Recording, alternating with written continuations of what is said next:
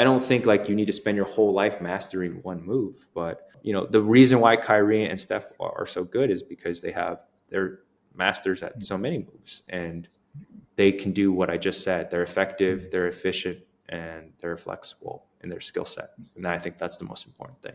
Hey friends, welcome back to the show. It brings me immense pleasure to bring you interviews with players, coaches, and other inspiring people from the basketball industry. My goal is to instill a sense of positive change and contribute value to the Malaysia basketball industry through their insightful sharing. And in this episode, I sit down with Coach Josh Fan, a renowned player development coach who has been Jeremy Lin's personal trainer and skills coach for over 10 years. We will explore his transformative journey with Jeremy, his philosophy on player potential, and his innovative training methods. We are about to unveil the secrets behind successful player development that will change the way you think about coaching and excellence. Without further ado, let's dive into this dialogue with Coach Josh. Let's go.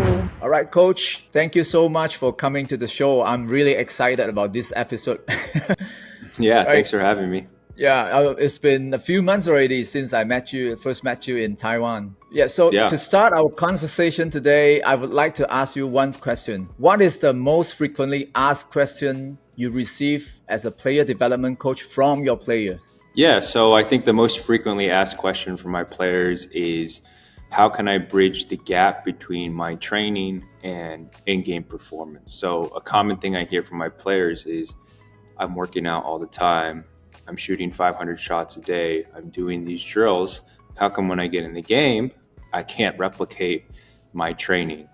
What am I doing wrong? They kind of want to know, is there some secret drill? Is there some better way of training? But basically, they want to know how they can transfer their hard work onto the court. Yeah, that's the players' potential that we talk about player development, right? There's one question about is there a limit to any players? Because with different training method, we have more and more advanced training method nowadays. Can we push the limits of perceived limits of a player? Can we push it higher and higher? Yeah, of course. I think through the right training modalities, we can always continue to push the limits of players. I think there will always be certain physical limits. So if you're 6 feet tall and you're no longer growing, maybe we can get you, you'll hit 6'5", 6 foot and a half if we make your posture a little bit taller, but you're going to be limited in your height. Everyone kind of has a limit maybe in the vertical jump that they can reach, but through technique you can improve it. But again, those aren't per se maybe the most important thing is your skill, right? And to me, there is kind of no limit of how well you can continue to improve your skill. So I think there's a lot of untapped potential, and I think people who, it's almost a self-fulfilling prophecy if you put limits on yourself, right? If you say, oh well, this is the limit, well, it's going to be the limit, right? So yeah, I think there's a lot of untapped potential, and we can go a lot further than we think we can go. All right, okay. Because I read the book, The MVP Machine, before, and one of the key takeaways is it said success stems not from focusing on finishing products, but from making the most of untapped potential. I mean, player development is huge in professional sports nowadays. So what's your take on that? Yeah, so to me, what that quote represents is focusing on the journey and the process. The process of improving, then process of skill development, right? So I think if you're always focused, and a lot of times when we're in skill development and we're training, we try to remove the outcome. So if you're trying to learn a new skill, if you're always so focused on the outcome, like making the shot, it's very hard to focus on the skill itself, right? And we know learning is same condition but different behavior, right? So if we really want to encourage learning from players, if we want to test whether they're really learning, is when they're put back in their different teams or different game scenarios, and they're put in those same conditions. Are they making better reads? Are they making the right decisions? That's how we can really test whether they've learned through the training process, right? So I definitely agree that not always focusing on the outcome.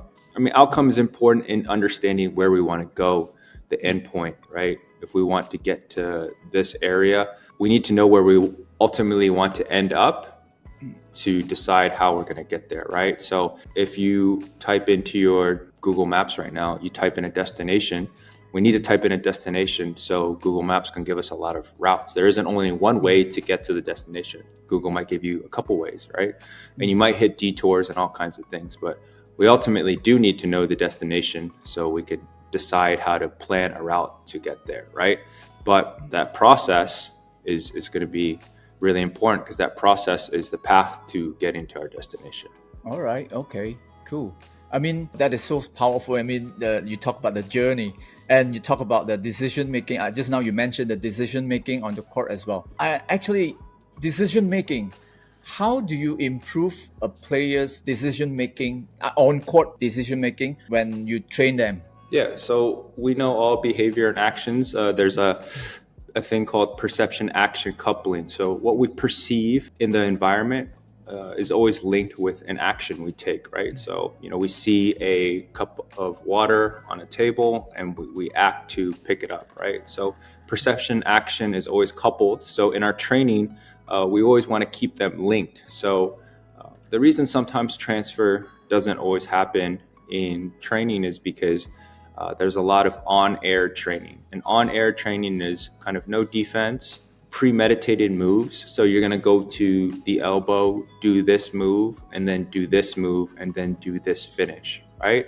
So we can equate that to maybe synchronized swimming or ballet, where the move is already memorized and we know exactly what we're going to do. But really, reality is that basketball is a much more dynamic sport with a lot more variables. You have 5-on-5, you have 10 people on the court, moving in all different types of different directions, right? So back to what I was saying about perception action coupling is that when we do our training, we have to have some representation of the game on the court, right? So we can do that a myriad of ways. We can do that through small-sided games. So small-sided games means, we take a slice of the game. So for instance, a side pick and roll situation, a play in transition where it's representative, not fully representative, partially representative of the game, then we're able to present the same information to our players that we're training that they may see in the game. That way they're able to start building a sensitivity towards the information that they need to process. So for instance, when a defender is guarding us, how do we know when we're open or not? Or how do we know if our move is effective or not, right? When we do a move, how does the defender respond? Does he go onto his heels? Is he lunging forward? Those are all very important pieces of information for us to process, to understand, I can go by him. I can do a step back. He's a little bit too far off of me. He can't block my shot. I can shoot that shot, right? But all of that information, we have to provide a lot of that information for our players in our training to help them build a sensitivity to that information when they go into the game and when they play a live situation, that they have already developed a sensitivity to the information that they need to be processing and reading. They know what to look for, and now it's become more instinctual. It's not memorized, they're reacting, right? So our practice needs to be designed in a way where those behaviors emerge, right? So we need practice design. A trainer's main role is to be an architect of practice, right? We need to construct practice in a way that's going to promote learning and growth in our players. That's interesting. That's right, because the other day I watched a video of Steph Curry. He was talking about, like, if you hold on to the basketball for 1 second, it's like a grenade and stuff like that. You have to make decision like in a split second, like 0.5 second. And I think in NBA nowadays that they talk about that 0.5 second basketball and something like that. So you can't hold the ball for longer than like 1 second, and otherwise the chances or the opportunity will be gone. something like that. Yeah, but you have to train that, right? So the reason why they're able to do that is because Steph Curry is able to process information way faster, 10 times faster than any other player. So as the ball is coming in the air, his eyes are already scanning. Where is the closeout defender coming? Where is the help defense? What is the current situation on are we down by 3? How much time do we have left, right? They're able to process those information because they've done it many times and they know what to look for. Does that make sense? So we can't just say 0.5 second decision. We need to train our athletes to know what to focus their attention to, what to look at, and give them a lot of practice doing that. And as someone who has worked with players from different levels, right, from NCAA to CBA to NBA, what are the key differences you have observed in terms of player development and skills requirements? And how do you adapt your coaching approach to cater the needs of players from different levels? Yeah, I would say at the top level, the biggest difference is athleticism and anthropometrics, their body type and what they're able to do. So that's from a physical standpoint, right? They're faster, they're stronger, they can jump higher.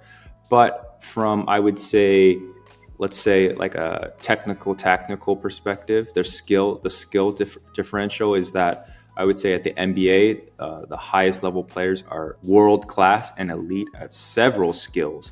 Whereas in some of other leagues that are a little bit less than the NBA, it's still the same, but, people I would say aren't good at maybe one skill, and they might be good or great at a couple skills, but they're not world class, right? So, you got LeBron, who's a world class passer, a world-class finisher, great defender. He can do so many things, right, on the court. And so that's the biggest thing. And then I think the mind in terms of how fast you talked about, Steph Curry, how fast can they process situations and adjust. So I think players at the highest level can adjust and problem solve many problems a lot faster than their counterparts, right? So I think that's probably, if you take all of those things that I just mentioned, their athleticism, their body type, being world-class at several skills and being able to solve problems a lot faster, I think, that's going to be what separates the different tiers of levels of basketball. And you train Western, the US players and also the Asian players, right? Do you see any difference like between two, like the culture or the players' mindset and stuff like that? In players in Asia, I think what's challenging for them is that when they grow up, coaches and authority figures have a lot of power, and you're always taught to follow instructions and obey, which is not bad. But when it comes to a sport that requires creativity and expression of self, sometimes a player from Asia might be a little bit more robotic and they might try to fit in the mold a little bit more. That doesn't mean it doesn't happen in the US or other European countries, because it does happen. There's plenty of players in the US that are robotic, that just listen to coach and are uncreative, right? And there's plenty of players in Asia that are creative and whatnot and are able to problem solve. So I don't want to say, a blanket statement, but I just think the way maybe the basketball system is designed, in Asia, players just tend to be a little bit less adaptable and a little bit less creative. There's still plenty of adaptable players and creative. I would just say overall a little bit less, because what I want to foster in my players is how to think critically, right? Your coach can't and your trainer can't always be with you, next to you on the court, right? So with all my players, I want to equip them with certain methods of how to think, how to process situations, how to think about a certain situation, or when they go to the timeout, or when they watch film, the things they should be thinking about, right? That's ultimately what I feel like my role as a coach and my responsibility is to pass on those skills to my players, so my players can become independent problem solvers on the court. And it doesn't matter what team they go to or what situation or what role they are, they have the skill set and the abilities to adapt to and be successful in that role. Yeah, that's true. I mean, you talk about the rigid, I mean, follow instruction. They just follow instruction and they don't think about like problem solving. They just, okay, coach told me to do this, I'll do this. But they don't think about like why they're doing this. Yeah, I'm not saying ignore your coach or be rude to your coach or purposely be rebellious, but I do think what you just said is very important, is you need to ask critical questions. Why? Why do we need to do this move? Okay, so we can take a very simple example. When we do a traditional right hand layup, right? When you're first taught how to play basketball, which foot do they teach you to jump off of? The left foot, right. Correct. Yeah. Yep. They tell you to jump off your left foot, right? And that is deemed as fundamental, correct? Yep. But whenever you go to Nike All Asia camp or some elite camp, or you go somewhere else, or you work with a pro player, but one of the things they always teach you is same side, same foot layup. So they teach you right hand layup, jump off your right foot, right? And they say this is like a more advanced layup. But I would argue both layups are fundamental in the sense that situation dictates tactics. Why is jumping off the left foot any more fundamental than jumping off the right foot? They're both layups. How can we say one is wrong? It's based off of the situation, right? So if you're open and nobody's guarding you, it doesn't really matter which leg you go off of, as long as the ball goes in, correct?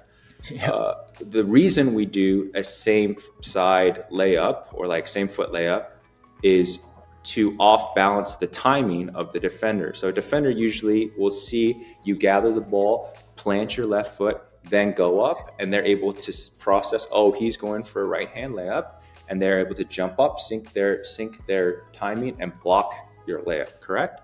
So when we don't jump our left foot, we jump off our right foot, and we go up quickly, the timing messes up the defender because they can't sync up their steps to go up to block their shot. So we're able to get off a layup, right? So I would say both are necessary. So I wouldn't say I would teach a player, this is the only way to shoot a layup. I would present different scenarios to my players, and then I would say, choose which layup feels like you're not going to get blocked, right? So if it's off the right foot, then and you can make it, that's good. If it's off the left foot, then you can make it, right? So what I'm saying is like there's a lot of just rules that we've imposed without maybe critically thinking about if that's actually true. So if we talk about shooting, correct? Most people would teach that this needs to be 90 degrees, your elbow needs to be 90 degrees, your wrist is me, and then your offhand should be completely straight, and that you should not use any of your offhand, and that the ball, and you should flick your wrist and all 5 fingers down, correct?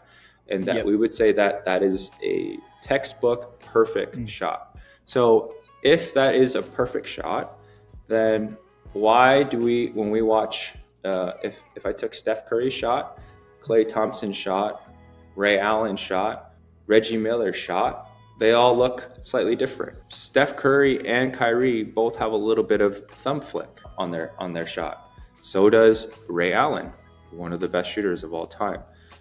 Reggie Miller has another different type of shot, right? Klay Thompson's shot is much more pure, right? So what my point is that instead of saying that this is the only way to shoot, we have to understand that there's some invariant qualities that we want. Invariant means that it must be true, right? The ball must go straight.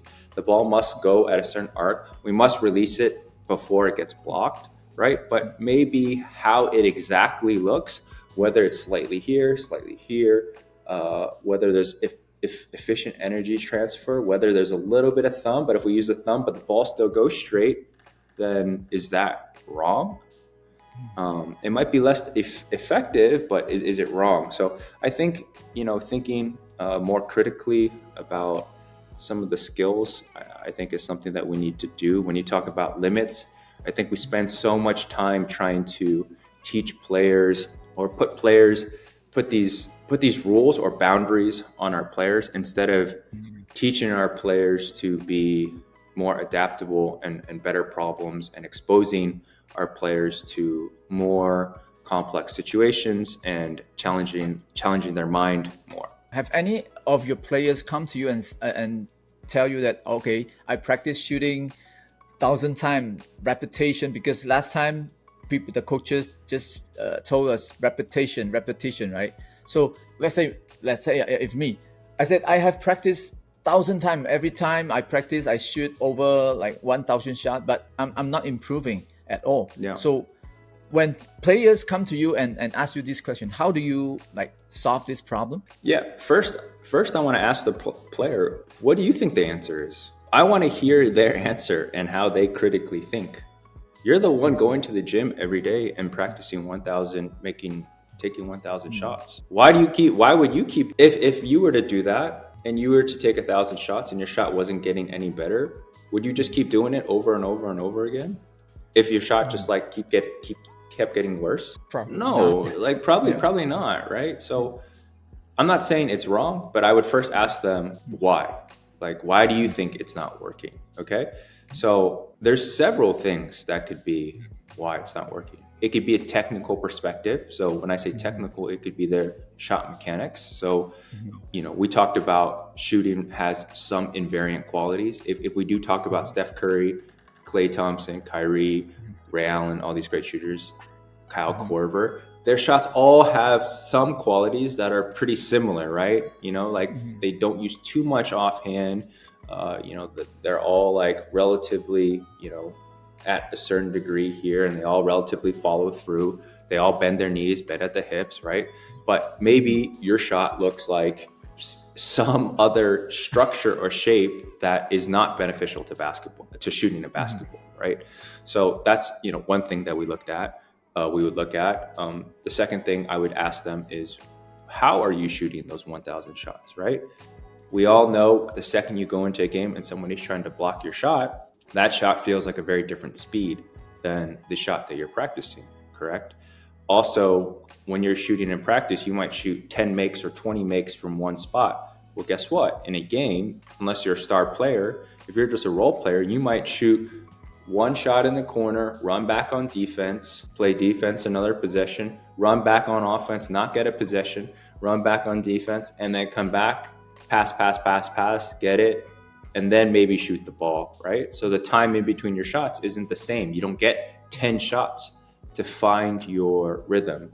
So the most important thing, the crux of what you're asking is how are you practicing? So with those players, I'm asking, are you adding a lot of variation into your shooting? So are you practicing shooting contested? Someone running at you, someone trying to actually block your shot. Maybe your teammate passes the ball and tries to block your shot. Maybe he tries to put his hand and cover your eyesight. Maybe he tries to swipe at you really quick. Maybe he jumps with two hands to block the vision of the rim. What type of footwork? Are you just shooting catch and shoots? Or are you practice left-right footwork, right-left footwork? Are you practicing jump stop footwork, 2 feet into your shot? Are you practicing different directions? Are you practicing sprinting to your right, sprinting to your left, sprinting backwards, running forward while dribbling with the ball in your right hand, running forward with the ball in your left hand? Are you practicing, with some of my players who are a little bit not as good at shooting, they struggle with hesitation. They might have so their teammate might have passed them the ball. They might have been open and they hesitated for 1 second, and now the defender wasn't always there, but now the defender is kind of there in between. The defender knows this person can't shoot, so the defender puts their hand down, and now this person who initially had an open shot doesn't have an open shot, but now it's an open shot. So we even practice that situation. I'll pass him the ball, he'll pump fake, then he'll jab, and then I'll have him hold the ball for half a second, and then can he go up into a shot? Can we break up your rhythm? Can we work on the speed of your shot? So sometimes I'll tell my athletes, like, the ball is hot lava. The second you touch the ball, you got to get rid of it. You got to shoot as fast as you can. Do you have the ability to shoot at different arcs, right? There's a concept called degeneracy. It's not a bad term. It's from biology. The concept just means being able to achieve the same outcome in as many ways as we can. So if the perfect example would be Steph Curry's warm up before a game. He can shoot right, left, right. He can shoot with the shoulders facing this way. He can shoot with the shoulders facing to his left. He can shoot with a super high arc. He can shoot with a super flat arc. He can shoot off his right foot only, his left foot only. He can shoot go into his right, go into his left. From the logo, with one hand hook shot with his right, one hand hook shot with his left. Layup. So for me, if you're just taking 1,000 shots, 10, 10, 10, 10, 10, catch and shoot, it's very obvious why your shot is not transferred. And then the last thing that most people don't talk about is the psychological factors of a game. There's pressure, right? So in a game, if there's 1,000 people or 10,000 people and there's people yelling, there's the environmental factor of a game, right? So how can we simulate that in practice is very important. To create a little bit of pressure, we can create competition with your teammates. I can create a drill where, I say, okay, you guys together, you guys have to hit 5 in a row. And I tell the player who struggles with pressure, I can say, okay, player 1, he has to hit the 5th shot no matter what. Okay, so no matter what, when you guys, or you can do both. You can do consecutive shooting, so you got to make 5 in a row, or we can do like first to make 5 shots, but the last shot has to be made by this player, right? So we want to create pressure situations, or in other scenarios, the last thing we'll do in a workout was I'll draw up a play and I'll set up my defenders wherever, and I'll tell my offensive player or the player I'm training, I'll say, there's 3 seconds left. You guys are down by 2. You choose what you want, and you only get 1 shot. So if you miss this shot, practice is over. The workout's over, and you shoot 2 free throws. That's it. There's no replay. You'll have to try it tomorrow again. And so that's not exactly the same as a game, if that makes sense. But similar to when you take a vaccine is to help inoculate you against X disease that you're taking the vaccine for. So stress is also task specific. So stress is, we need to train you in the situation where you're going to see in the game. So what I'm saying is someone who's in the army, who's really good at handling stress, if you put him in game 7 of the NBA finals, that doesn't mean he's going to be good on the basketball court, right? You still have to be good at the skill. Vice versa, if we took Kobe Bryant and we put him in the army and put him in a firefight situation with guns, I think he would be very nervous, right? Yeah. So stress is not just, it's still task specific. So we want to train them in the stressful situation that they're going to see in game, if that makes sense. So, so all those factors, the technical element, how they shoot, how they're training, how they're thinking about their shooting method, and then the psychological component of shooting, which is very, very important as well. Well, that is powerful. And you mentioned about the stress and the psychology side of the game. And now this question is, we often hear about the physical and technical aspects of basketball training. But how important do you think the mental and emotional aspects are in player development? Do you have any specific strategies or techniques to help players build mental resilience and maintain a positive mindset on and off the court? Yeah, I think the psychological, emotional training is probably the most difficult of all of the silos of training, because each person's makeup is going to be different. Also, let's be honest, as basketball trainers, we're not trained in psychology, right?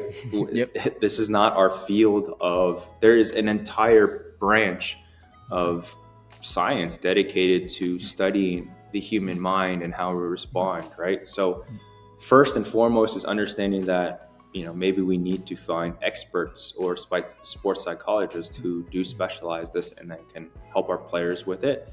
But the small things that you can do are kind of what I just previously shared about creating pressure situations.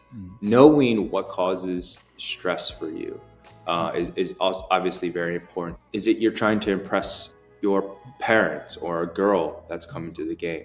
Is it because you're nervous about your next contract and you are tight on money, right? So we need to understand where the stress is coming from.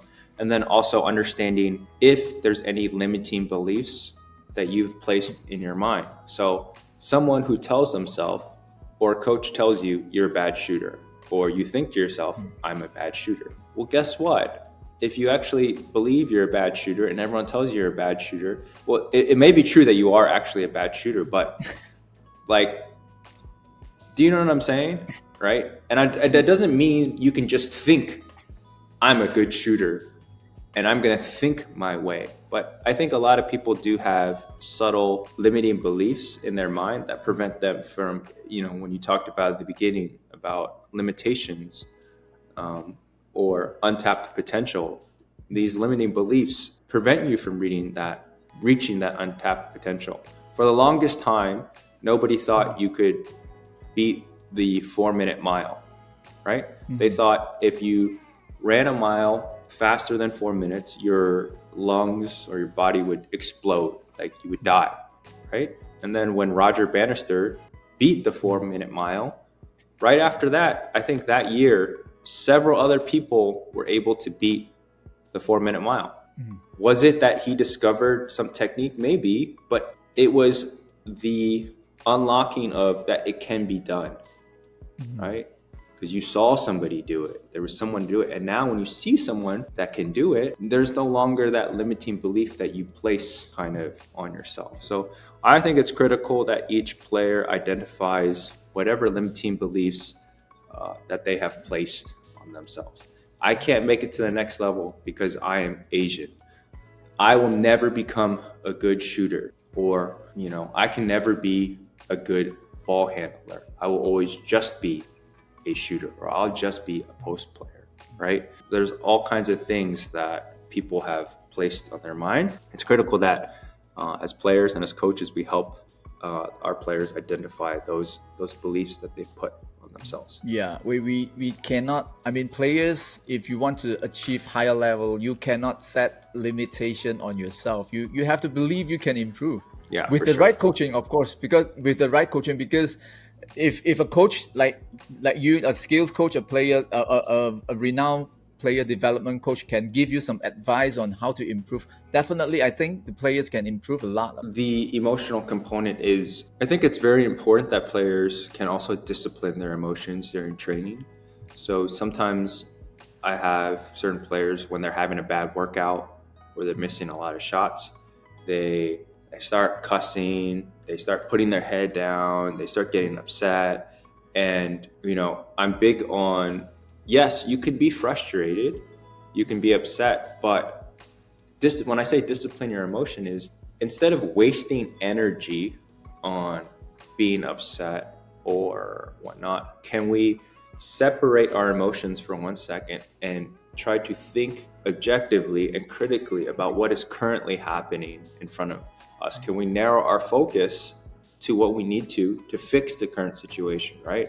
Because if we get too emotional about it, it kind of clouds our ability to assess the situation clearly, right? So I'm not saying be a robot and don't feel emotions, but I do think there are certain times where we need to detach from the current situation, step away and try to look a little bit more objectively. And that is a skill that I think is really important. Athletes learn how to train during their workouts, right? If you miss a shot, just take a second and breathe and think, oh, I'm missing left. Okay, well, don't miss left. Or, right? Or, my legs are kind of tired today. Maybe I need to jump a little bit more forward on my shot. Oh, that didn't work. Let me try something else, right? Instead of just being upset and kicking the ball and pouty and being angry. I think it's very important you learn how to do that, because those are all scenarios you're gonna meet during the game, right? So how can you train yourself to be prepared for those situations? Maybe a little bit of meditation helps in their habits, or daily habits. Yeah, meditation can help. Each person's going to be a little bit different. So I think it's most important that each player finds kind of what works for them. Yeah, Coach, just now you talk about there are a lot of way to improve players, right?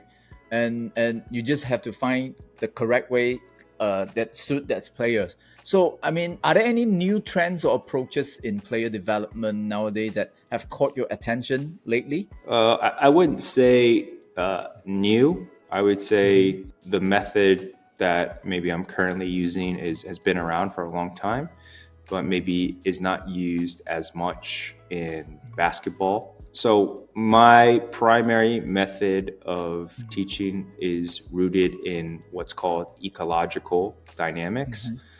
And it essentially is a bottoms up way of teaching. So top down is a coach gives you the information for the drill. He says, I want you to go here and do this and do this and do this. Bottoms up is I used kind of the environment, the defense, or what the defense presents the offensive player to teach. So we use the environment, we constrain the environment to allow behavior to emerge. So let me try to explain it a different way. The first person who ever developed the crossover, the first person to do the crossover, okay? Were they taught how to do the crossover? I don't think so. Why? I think it's because they were the first person to do it, right? yeah. Okay. Why did they do the crossover? Maybe the game situation that forces him that forces Yeah, him to exactly. do the crossover. Yep. Perfect. Exactly. There was a problem on the court.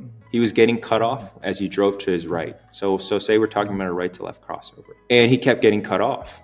So he got tired of cutting off. And he's like, I'm going to fake like I'm driving to my right. And when the defender thinks I'm driving to my right, I'm going to change directions, change the ball placement from my right hand to my left hand, right? So he was never taught how to do a crossover. Now, am I saying that I'm trying to not teach any of my players? No, but I think it is more effective to help them learn certain moves by using situations. So if I really want to teach a crossover, I'll have a player be like, all right, I want you to drive right every single time. If you feel like the player is going to cut you off, I want you to change directions, Now, are there elements of what makes a successful crossover? Yes, of course. You have to make the defender believe that you're driving right. So your crossover almost needs to look exactly like you're driving right? Your shoulder placement needs to look, the ball needs to, the footwork needs to look the same, right? It's the same thing with a pump fake. How do you teach someone a good pump fake? You see all kids everywhere if you walk onto a court, their pump fake looks like this. It's super quick. They just tilt their head up and they do the ball like this really quickly and nobody jumps. Why? Because it doesn't look like your shot. So if I want a really good pump fake, first, the best way to have a good pump fake is to be a really good shooter. The second Steph Curry looks up at the rim, everybody has to react right away. But also a good pump fake it has to look like your shot. So kind of back to, I don't want to go too far off, but what I'm trying to say is that the way I teach is I try to use the environment to teach, to get behavior to emerge from my players. That way it happens a little bit more naturally. So when they reach that situation in a game, they don't need to think, I need to do this move. I've already put them in the scenarios where if they get cut off, they know instinctually that they need to change directions, right? I tried to teach in principles, right? So the main ways to be an offensive threat is change of direction, change of height. So high to low, being tall to dropping low, and change of speed, right? So every offensive move you have ever seen in the game of basketball can be summarized by those three things: change of direction, change of height, change of speed, right?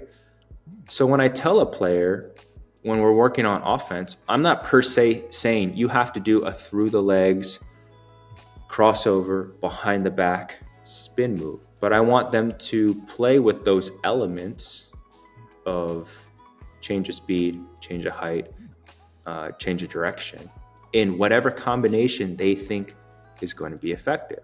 Okay, well, our next question is, how do we know if a move or something we're working on is effective?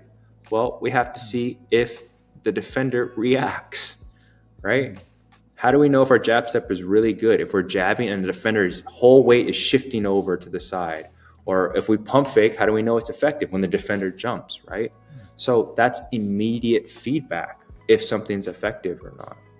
And so we want to play around with all those three things I just mentioned to see what is effective. Then if we know a certain move for you or certain thing you like to do is effective, then we need to see if it's flexible. Can you do it against a better defender? Okay, wow, you did it at the park. Okay, well now in a team setting, can you do it against the best defender on your team? Oh, that's good. Cool. Can you do it against the best defender in the league? Okay, that's awesome. Now that you're in college now, can you do it in college, right? And if you find that your move is effective against everybody, well then you've really developed a skill that's adaptable, right? So again, I'm not saying I don't teach certain things. I try to teach what's invariant, what kind of must happen, right? Like for instance, an offensive player, for you to score, you must create space. That's right. Or be wide open. So everything, if you're an offensive player, should be, how can we create space, right? And we create space by masking our intention. So if a crossover is masking my intention of driving, right? I'm pretending like I'm driving to my right and I'm crossing over, right? So that's kind of, I try to use the environment and the environment that they're going to be playing in to help teach skill versus maybe the traditional form, which is very explicitly telling them that this is what you should do, explicitly teaching them, in this situation, you should always do this, right? That is my preferred, and I think that is the most effective way to teach players.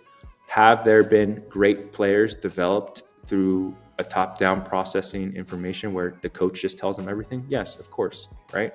But this is what I currently believe is what's the most effective for my athletes and what I've seen the greatest results. And it makes the most sense to me, in my opinion, and it's been proven through research across multiple sports, soccer, football, baseball, etc. I think about like long time when those old school coaches that said, okay, no fancy move, just solid pass and no behind the back or whatever. But do you think it kind of limit the player's imagination or creativity? Because a lot of time, like some players, when they do those fancy moves, right, and then if they committed turnovers, the coach will set him down and maybe he will never play again. But in this situation, do you think it limits the player imagination or creativity? Yeah, of course. If you play for a coach your whole life who only tells you can only do one move, yeah, of course it's going to limit you. That's the environment shaping who you are, right? So for me, I just evaluate whether it's effective or not. Effective? Is it effective? Is it efficient? And is it flexible? Is it effective? Can you repeat it over and over again and have a successful outcome? Is it efficient? So what if it's effective, but it took you 16 dribbles and 20 seconds off the shot clock and exhausted you to score? That's not efficient. So that means you can't replicate it, correct? So it doesn't really make sense to continue to do that. And you can only do it one time. And then you're so tired, you can't play defense. And the last thing, is it flexible or adaptable? Can you do it against a short defender? Can you do it against a tall defender? Can you do it a quick athletic defender? Can you do it on whatever? Can you do it against this type of defense? Can you do it against this type of coverage? That's kind of what I think about. And if your skill, whatever you choose to do, fits that criteria, then I think it's good. No coach in their mind would say what Steph Curry is doing is not. He's a bad player because he does more than one move. Or nobody would say in today that Kyrie is not an exceptionally talented player, that he should stick to the basics, you know what I mean? And he should only do one move. I do think if you can't do one move effectively, maybe you should consider spending a little bit more time with that move versus trying to just be mediocre at 10 moves. Yeah, right? I don't think like you need to spend your whole life mastering one move, but the reason why Kyrie and Steph are so good is because they're masters at so many moves, and they can do what I just said. They're effective, they're efficient, and they're flexible in their skill set. And I think that's the most important thing. The short answer is yes, I do think that can be limiting for a player's talent. And coach, in your opinion, why do you think that the European players, they tend to be more like creative than other players? I mean, we see Jokic, we see like Luka. They're taught this. They're taught how to play positionless basketball. They're not constrained by certain positions, or they're not constrained by one way is the only way. They're taught how to play much more fluid offenses, right? From a very young age, like all these players, right? So I think that's the biggest thing, is they're teaching their players how to critically think, and they're not constraining their players to certain roles, right? All players need to learn ball handling. All players need to learn shooting. They're not saying like, oh, you're tall, therefore you only should learn post moves, right? They're not limiting their players to that. And a lot of their offenses are much more like free flowing. They have triggers, like if this happens, then this happens. Like if this happens, then we're gonna do this. Like it's a very like, if there's 3 over here, then you guys should maybe thinking about this. It's not like just run the play all the way through. You have to run the play exactly how it is. A lot of it is like read and reacting, which makes them very, very hard to guard, right? Reminds me, I watched an interview of the Taoyuan Pilots coach, Jokic, the Spanish coach. And then he talked about Spanish, they don't have like superstar players, but all the players, they are good in decision making, so that they know how to play the game of basketball on the court together. That's why they are the champion of the Europe, and they have high level. They still, even though they don't have superstar, they still can achieve like good results in international game. That's powerful. Well, there's 2 things. How did they all become good decision makers, right? That's one thing that we should analyze. And then 2, exactly, because basketball is a team sport. It's 5 individuals interaction on the court, right? So 5 individuals. Obviously, it depends at what level and how good that superstar is, right? If the superstar is just never misses a shot and is the world's best player that it has ever seen, maybe he can surpass 5 players. But traditionally, it's not going to happen, right? If you look at the old Spanish teams and why they were so good, is also what you said, is they played together all the time. They've been playing together since middle school. So when one of the point guards just uses his eyes, or just does a look, or his body language is a certain way, his teammates know exactly what he's doing. It's read and reacting. They're fluid. They're moving dynamically, and that's going to beat any type of robotic type of play, or, oh, what did coach say we're supposed to do in this situation? Like the game goes so fast, right? So we need to teach players how to read and react, right? And how to play that style of basketball, and how to time, right? Those players play with each other for years and years and years, right? Versus traditionally, the US Olympics is they get put together very late and they only practice together for a certain amount of time. These guys have been playing together for 10 plus years or something like that. And coach, do you like review the players' performance after the game with your players? Of course, yeah. And with the data analytics, nowadays they talk about data analytic. So do you use data, the post-game data, to analyze the performance of your players and use the data to improve their performance? It's just a guidepost. It just helps guide our training and where it might need to be. It's not the end all be all. So, data is very important, and for, me and my players, when it's available, plus minus is one of the most important things one of the big things that we like to look at, how much impact you had on the game. But, it gives me a rough understanding of what happened in the game. But to me, the analytics that I'm more interested in sometimes that relate to training are not so much captured in the stat sheet. So if you're missing a lot of shots, well, where are you missing? Are you missing left?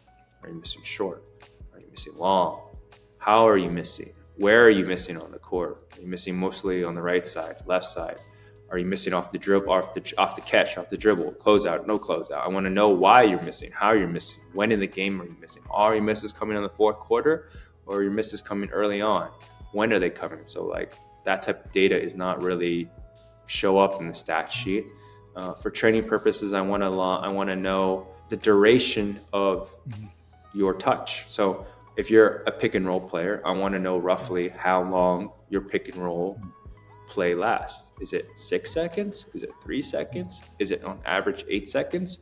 That's a very important number for me because I need to know how to prepare you in our training. So if all your pick and rolls are on average 8 seconds or 6 seconds, right? In our training, all your pick and rolls are 2 seconds, come off the pick and roll, shoot.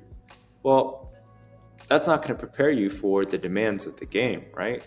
What if teams don't let you play your first pick and roll? So they trap you off your first pick and roll, or they deny or something. And then they force you to play a second pick and roll. Okay, well, as a player that I'm working with, have I prepared them for that long of a play, right? Does our training kind of match that method?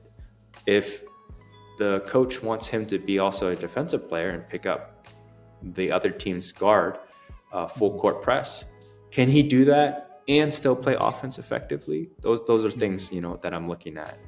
Like how much is he moving on the court, etc. How is he moving? What directions is he moving? How many times is he sprinting up and down the court? What is the average duration of his plays, right?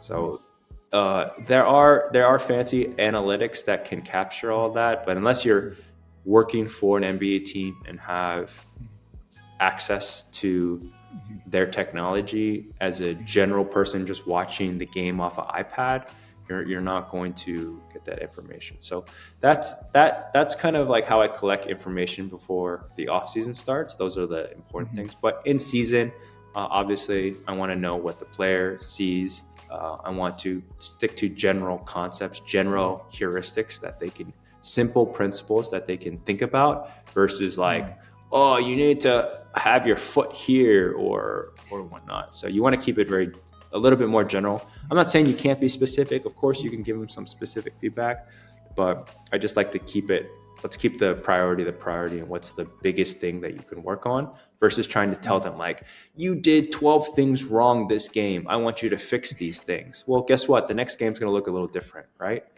It's not going to look exactly the same. So you might not get the chance to do all those things, right? So I want to focus on principles of things I'm not seeing. So for instance, like, hey, you're being way too passive. Look at all these shots you passed up, right? You only took 6 shots in 36 minutes. Of course, I don't want my guy to be a ball hog and just shoot it every single time, but I might say like, hey, you had 10 shots that you passed up. So let's focus on, if you're open and you think it's a good shot, don't hesitate and just take it, right? Of course, like within the team offense and the team flow, don't be this like rogue player being like, oh, my coach said I need to get more shots up. So now you're just shooting random shots. I think you understand what I'm saying, right? Yeah, I know. And just now you mentioned about the off season training, right? And we all know you are the personal trainer and skills coach for Jeremy Lin for more than 10 years now. So we're interested in how did this partnership come about, and what are some of the highlights you have so many years with Jeremy, former high profile NBA players. So yeah, what are the highlights and the challenges working with Jeremy? Yeah, for sure. Jeremy and I met in college through a mutual family friend that connected us. He was at Harvard and I was at Boston College. And we got connected and we talked about potentially training together. So we did start training together in college, and I was just helping kind of as a friend at the time. And we had a lot of, mutual interests. We both loved video games and we were both Christians and believers. So we had shared faith and shared interests. So we, struck up a friendship in college. And it was kind of always our running joke that if he made it to the NBA, whether I would come work for him. And when he did, obviously, and he offered me the opportunity so graciously to be part of his team, I obviously didn't have to think twice about it, and started training with him. I would say what's most memorable or what sticks out to me is watching a player be faithful to the process his entire career. I can 100% say that Jeremy never cheated the grind or cheated the process or didn't try to fully maximize or squeeze every ounce of potential out of his body. And so for me to be alongside someone and to see someone do that for over a decade sticks out to me the most. Like, the highs are the highs, obviously everyone enjoys highs and everything. And the lows were lows, the injuries, the being benched and getting traded, all those things. There's definitely lows, but we always say with the highs, don't get too high, and with the lows, don't get too low. But just watching somebody, when you talked about at the beginning, don't be so focused with the outcome and be more focused with the process. Seeing someone, it's one thing seeing someone do it for a week. It's one thing seeing someone do it in the off season, one time, one off season, or a couple years. It's another thing to see someone do it for over a decade and have the discipline and the conviction to do it for that long, right? And I think that's the thing that people don't really understand or really see. They think, oh, this offseason I did 10,000 shots, or I worked so hard this year. Well, all the pros, all the best players, they've been doing that for years and years and years and years and years. And it's compounding. That's why they're here, and you ain't gonna catch them with your mindset because they've done what you are talking about day after day.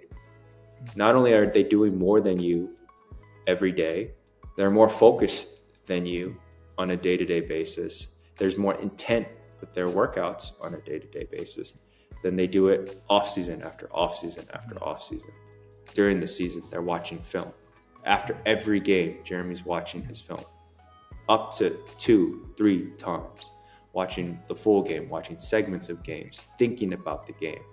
Like, I've never seen anybody think or care as much, as he did. Obviously, it wasn't around like every NBA player, but for me, that's probably the most memorable thing.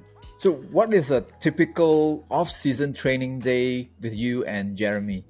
A typical off-season training day? Yeah, usually now it's, a little bit different than how it started, but usually, we go Monday, Tuesday, Wednesday, Thursday, and Sundays are off. That way we have a 3-day split. So you're not just working 5 days and running yourself into the ground. So we take Thursday off, and then we can have 2 more days of training, of pretty hard training with Friday, Saturday. It usually will involve, 1 skill session and then 1 weightlifting session. But as we have gotten later into his career, we've actually put a lot more emphasis on playing. So 5-on-5 playing, 1-on-1, 1-on-2, a lot more using small-sided games and 5-on-5 games to actually make sure the skills that he's learning are sticking instead of just drilling, doing skill work. We actually, and this is kind of what I was sharing about you with my personal philosophy, is the importance of playing more. I think, we're at a point where I don't think the most important thing for him is just to do skill work, dribble, but him to become more adaptable and efficient in the situations that he's already effective in. He's still very effective. I mean, back in the Taiwan, when I was there watching Jeremy play, the next game he got a triple-double. I missed that. Yeah, so I mean, there's a lot of components to that. Is because he added a lot of components to his game, being able to extend his range further out. That's something Damian Lillard did as well. If you extend your range out and you're more effective from a further range, people have to guard you closer, and people have to guard you from further out, which creates more space. A lot of players know that teams know that he's really good at finishing at the rim, so they pack the paint. Okay, so we need to know that he needs to have the ability to shoot mid-range shots as well as floaters, right? A lot of players think that his left hand is his weak hand, but it's not, in my opinion. Is he a little bit worse going to his left? Yeah, but I don't think it's weak by any means. He is very proficient with his left hand, but being prepared of doing all moves going to his left, mid-range pull-up, going all the way to the basket, floaters from the left side, step backs from the left side. Your step back to your right is going to look back from your step back to your left. When you step back to the right, most right-hand shooters, the ball is going to be on the right side, right? So when if you're on the right side of the basket and you step to your right, there's going to be more space between the defender and the ball because it's on your right side. If you step back on your left side, well, the ball is on the right side, so it's actually closer to the defender. So if you try to do a side step or a step back to your left, and you don't create enough space, it's actually easier to get blocked, right? So these small nuances have you prepared for, and understanding just how defenses are going to guard you, understanding what type of coverages give you the hardest time, and are you prepared for those coverages. You talk about step back to the right and left. I feel like whenever I play, I feel like if I step back because I'm right-handed, when I step back to my left, it's more easier for me to get off the shot. Is it? Yeah. The reason why it's easy, the reason why it's easier when you go to your left is because you're already in one way is you're already squared up to the basket. So there's no need for the body to rotate. You're already kind of at 45 degrees, and you step back and you're already lined up with the basket to shoot.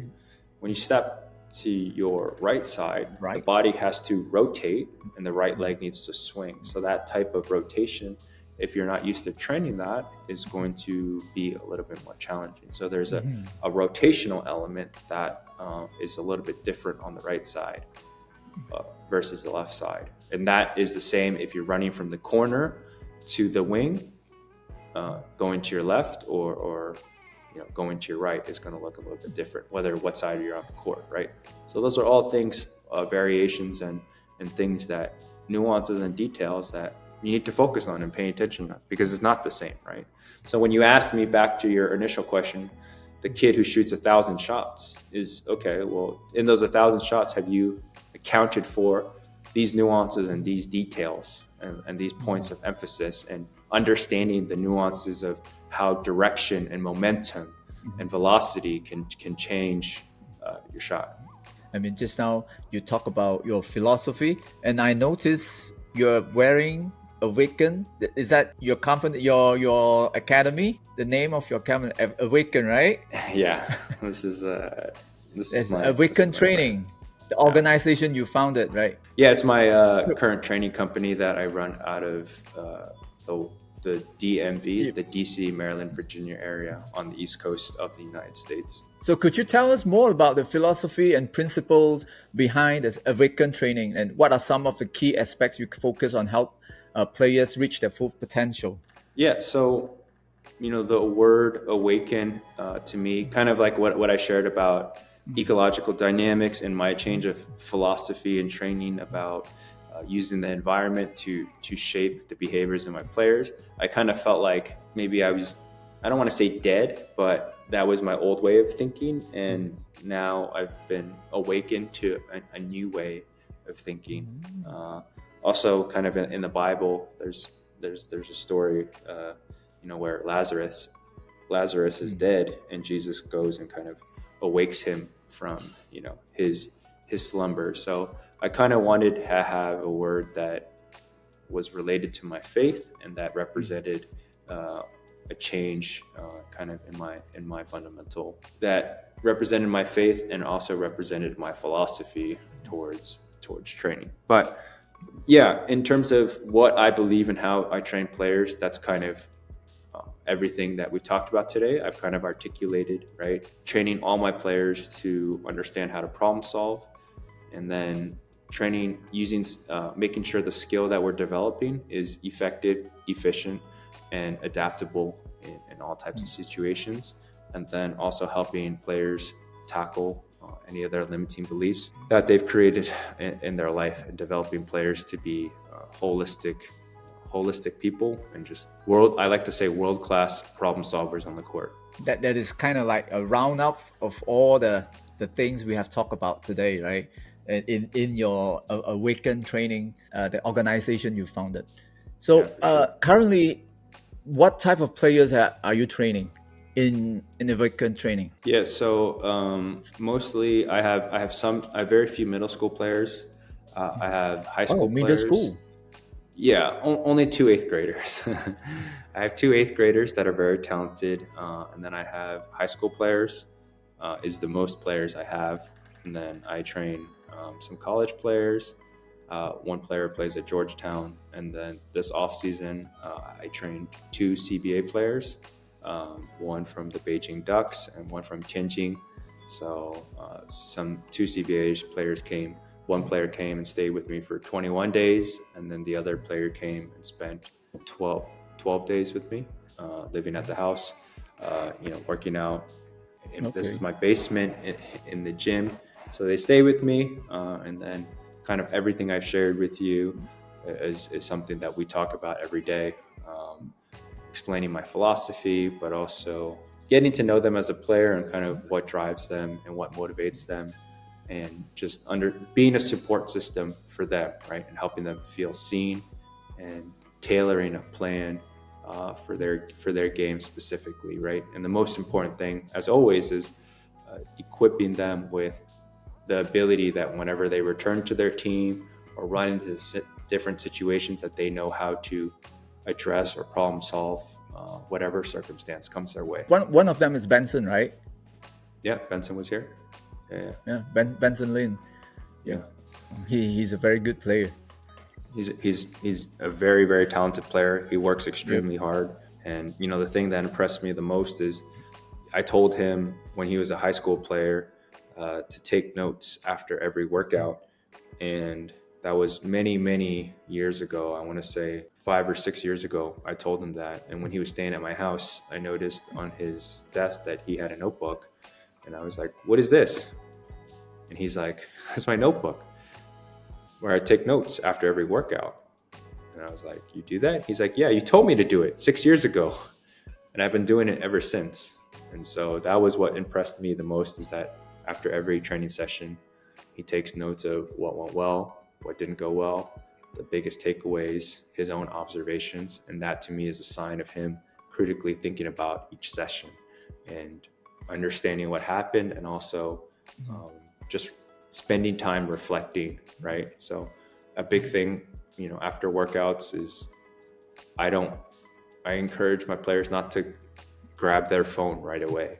I want them to process what happened in the workout. I want them to think critically, what went well, what didn't go well, what could I have improved on, and just visualize kind of what happened, right?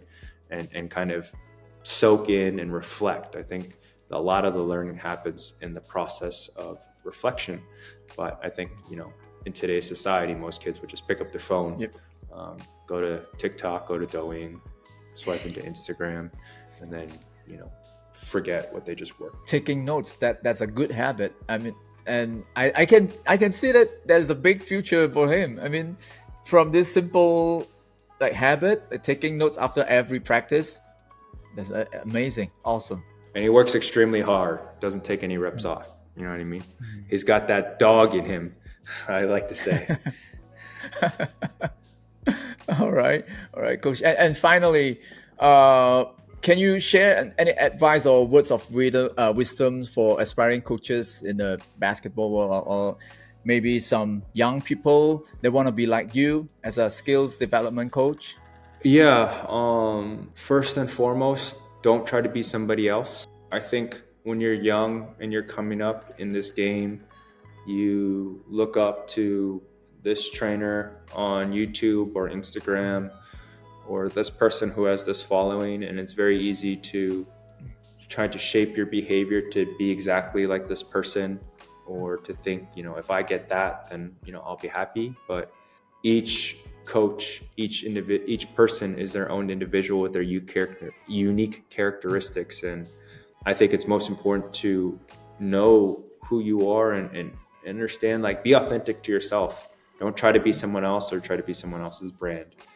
So that is like maybe, a general piece of advice within, basketball. I would say understand the game deeply as you possibly can, offense, defense, and then understanding, the physical, technical, tactical, and psychological factors of basketball, right? Understanding that, each of those elements are very important in basketball, and how they work how they synergize with each other, right? So that's physical is how fast you are, how high you can jump, your body, all those things, the physical portion of basketball. Technical, the dribbling, the shooting, passing, the skills of it. Tactical, understanding spacing, where to be on the court, how to make reads. And then the psychological, right? The mental aspect of being able to handle pressure, being a good leader, all those things. So as a skills trainer, I think it's very important that you understand probably tactical is the most important for you, but then the physical and psychological, having at least somewhat of an understanding in that category. And then I do think most importantly is you need to spend time studying and learning how humans acquire skill, right? How skill development actually happens across all humans, and learning how humans learn, I think is a very fundamental, I think is a very critical portion. Instead of being, I think what ends up happening in today a lot is coaches just teach what they were taught. This is what I did on my championship team. This is what I did to become a good shooter, which isn't wrong. Maybe your method was actually really good, and that's not bad, but that's also not critically thinking about, each player's individual differences, but also understanding, is there a better way? Is there a better way? That's kind of what I'm always thinking about. Is there a more effective way? Is there a more efficient way?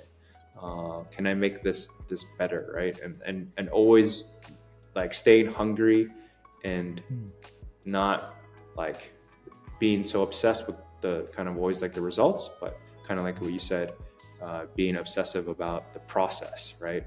What is the process that's going to ultimately lead to the results that we want? So that would be, general advice that I would give to, any upcoming trainer.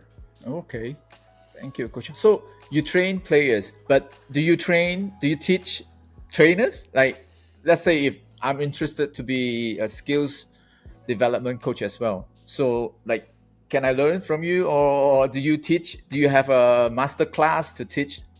Yeah, trainer? So that's something I'm working on right now, and I'm very interested in doing is kind of just share maybe my methodology or how I approach it, and teach other trainers, what I've learned over the last decade of working with professional players, and passing on that information. If I can help you, I don't want to say shortcut because there's no shortcuts, but if I can give you more helpful information early on in your process, like my goal is that the next generation of trainers can be 10 times better than me, right? Because if they're way better than me and they can produce more better players, then we'll have more, all of basketball will be elevated, right? Like there'll be better players, more skilled players.